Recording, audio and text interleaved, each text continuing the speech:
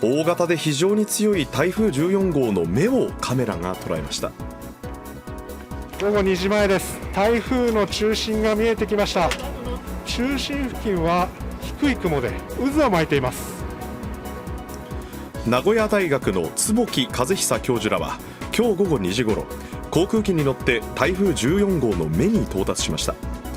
台風周辺での観測で中心気圧が気象庁の推定より10ヘクトパスカル低い940ヘクトパスカルだったことが分かりました。